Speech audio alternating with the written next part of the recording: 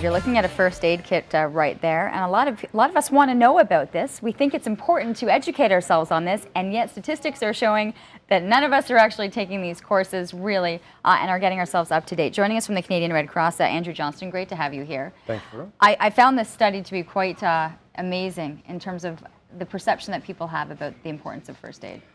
What the study has shown is that most people believe that first aid is important, but only 18% of the population have taken a course in the last 3 years, and which kind of goes against the statistics. You think people would have, if it's that important, you think people would have made the time to take a course. I think people also, in the study showing that you associate it with needing it for work or work purposes, and really the times that you are most going to be in need and the times that you likely will perform first aid are for family members. What we found is that 60% of the time when people have to do first aid, it's on a family member.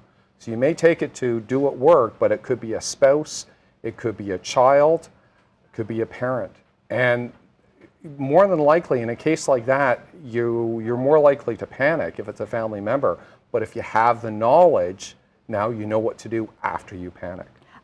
A lot of it, I assumed, would be CPR, but you're saying that's not actually the case. It comes down to injuries that you'd likely see with the falls and cuts. Exactly. If you think about what happens in your everyday life, people fall down a lot, they cut themselves.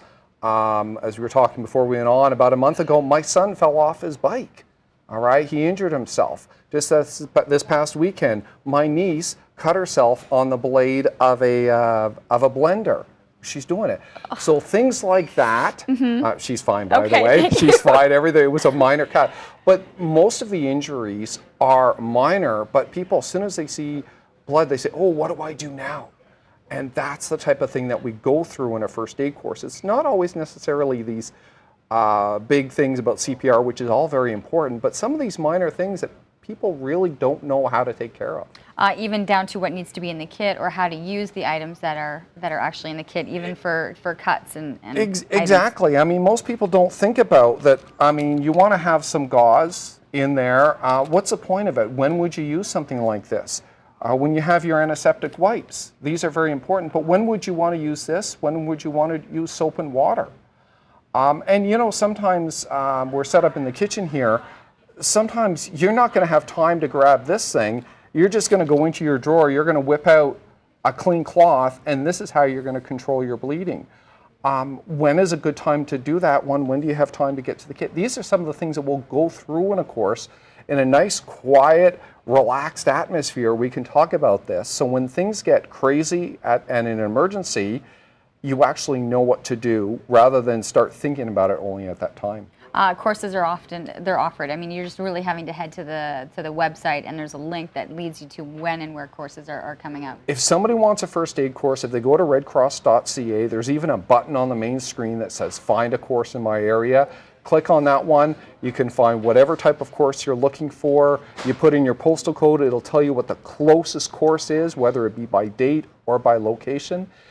Really, these days, there's no excuse not to take a course. We make it super easy to find one. You just have to make the time. How long would it then? If someone's like, oh, I just don't have the time, yet they know that this is something important, what are you looking at in terms of a time commitment? You can do a one-day emergency first aid course, or we usually recommend that people do a 2-day standard first aid course. So it's one weekend every 3 years, and you have all the training that you need to save a life.